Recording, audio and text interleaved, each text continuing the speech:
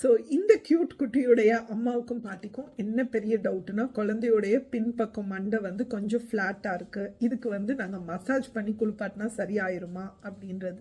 So first நீங்கள் என்ன புரிஞ்சுக்கணுன்னா, massage பண்ணி நம்ம வந்து தலை ஷேப்பெல்லாம் மாற்ற முடியாது.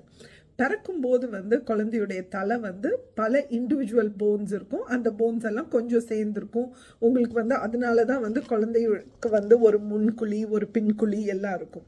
ஸோ அது வந்து ஷேப் வந்து ஃபர்ஸ்ட் ஃபியூ மந்த்ஸில் கொஞ்சம் தலை ஷேப் வந்து மாறிட்டு இருக்கிறதுக்கு சான்சஸ் இருக்குது.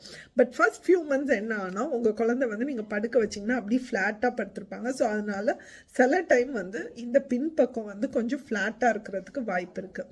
ஸோ ரொம்ப ஃப்ளாட்டாக இருந்ததுன்னா நீங்கள் குழந்தை ஒரு 2 months 2.5 months ஆன பிறகு கொஞ்ச நேரம் வந்து சைடில் லெஃப்ட் சைடில் கொஞ்சம் நேரம், ரைட் சைடில் கொஞ்சம் நேரம் போடலாம். பட் அதுவே வந்து குழந்தை குப்புறப்படுத்த பிறகு பார்த்தீங்கன்னா அந்த இடத்துல ரொம்ப ப்ரெஷர் இல்லாததுனால குப்புறப்படுத்து குழந்தை வந்து உட்காரெல்லாம் ஆரம்பிக்கும். குழந்தை வளர வளர அந்த ஃப்ளாட் ஹெட் வந்து போயிடும். ஸோ இது ஒரு பெரிய ப்ராப்ளம் கிடையாது.